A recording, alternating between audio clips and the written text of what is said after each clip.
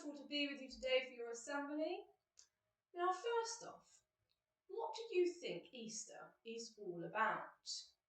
What is it that you can tell me about Easter? Is Easter all about chocolate eggs? Or is there more to it? So just think for yourself for a moment. What do you think Easter is all about?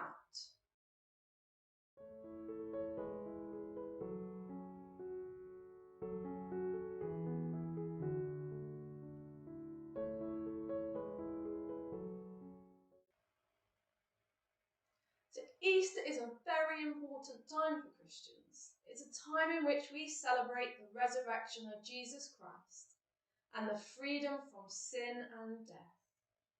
So Easter is a very special time when Christians remember that Jesus died on the cross, he was crucified, Jesus was buried, and that he came back to life.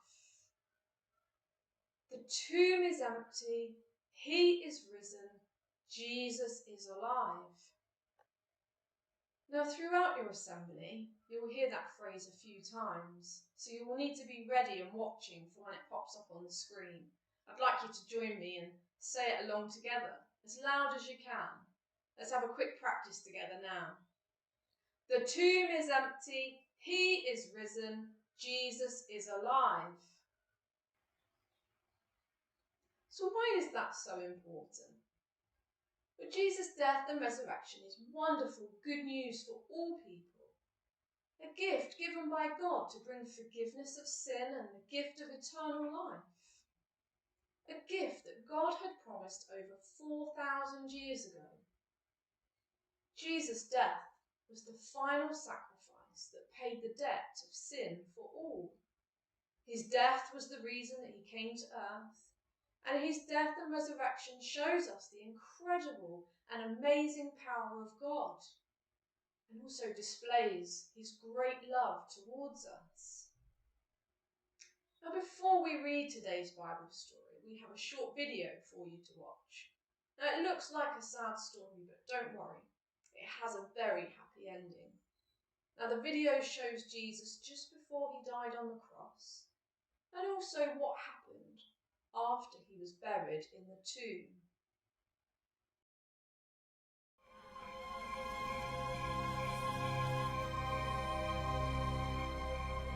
Father, if you are willing, please take this cup of suffering away from me.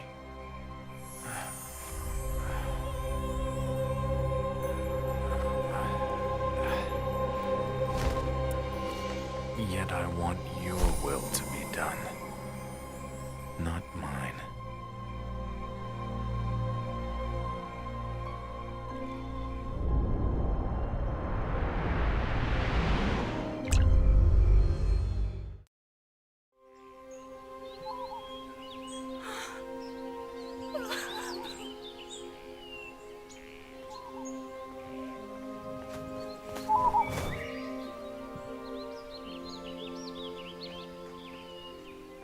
Woman, why are you weeping? They have taken the Lord's body out of the tomb, and we don't know where they have put him. Why are you crying? Who are you looking for?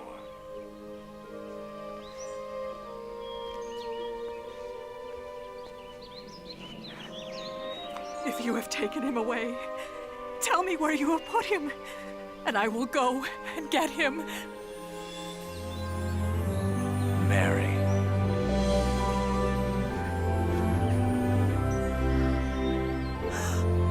Jesus. Do not cling to me, for I have not yet ascended to my Father. But go find my brothers and tell them, I am ascending to my Father and your Father, and to my God and your God. Go and tell my brothers to go to Galilee. There they will see me.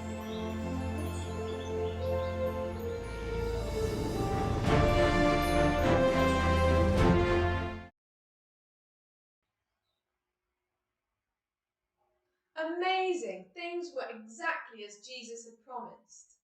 Jesus predicted his death and resurrection 3 times.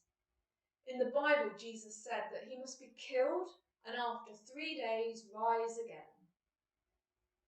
So in today's story, we're looking at the Gospel of John, chapters 19 and 20, and we'll be hearing about what happened to Jesus when and after he died.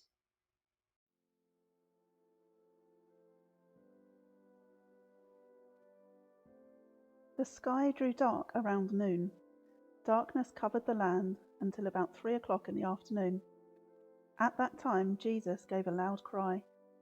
He cried, my God, why have you left me?" Jesus knew his time on earth was finished. He cried in a loud voice, "Father, I give my spirit to you," and then he bowed his head and died. The earth shook. There was a huge earthquake and rocks broke. The curtain in the temple was torn in two from top to bottom. The people were scared. He really was the Son of God, they said. The next day was a special worship day called the Sabbath, so Jesus' body was taken down from the cross that very afternoon. They took Jesus' body, covered his body with spices, and put clean cloth all around his body and placed him in a tomb and rolled a big stone in front of the opening of the tomb.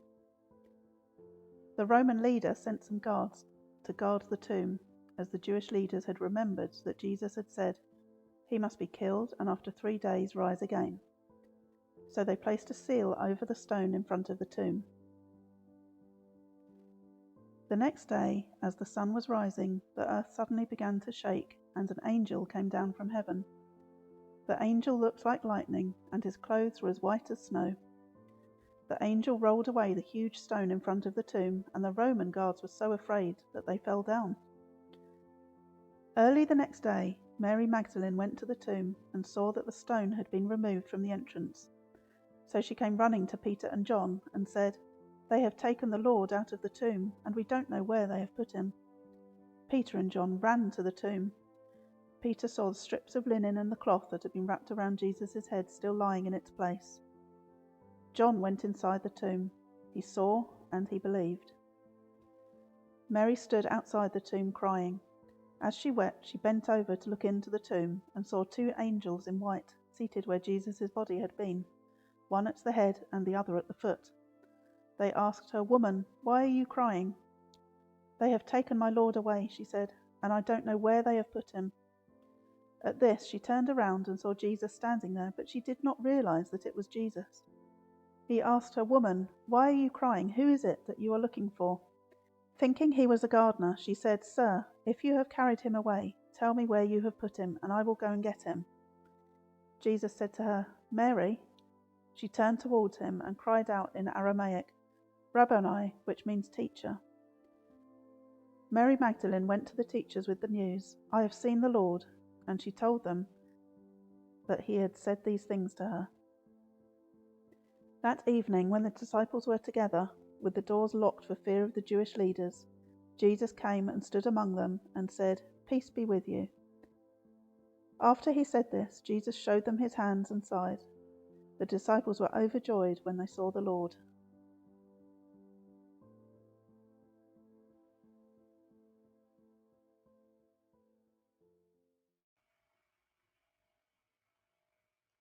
The tomb is empty, he is risen, Jesus is alive. And the people who witnessed Jesus' death and resurrection were so excited, they went and told the people all that they had seen and heard. And over 2,000 years later, that is still happening today. Christians all around the world continue to share the good news and to celebrate that the tomb is empty, he is risen, Jesus is alive. Now, I really hope that you've enjoyed today's assembly and that it will help you this Easter to think about and to remember the death and resurrection of Jesus, and to remember also that because of his great sacrifice, that we can know God for ourselves, and we can also know the amazing power of God and his love towards us. And before we close your assembly with a short prayer, we have a song for you to listen to. It's called the Salvation Poem.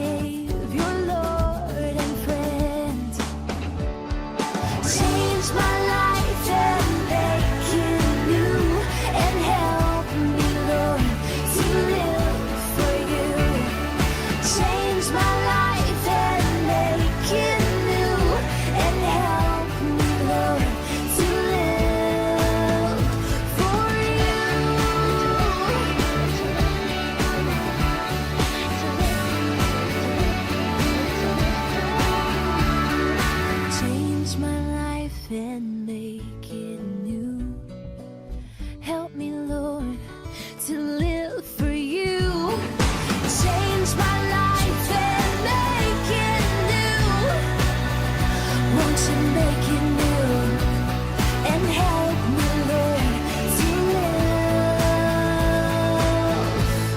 to live for you.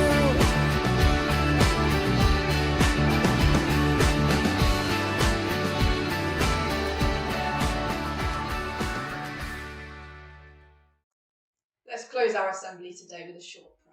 If you'd like to join me, please do close your eyes and at the end say Amen. If you prefer not to, that's absolutely fine. Just sit quietly. Let's pray together.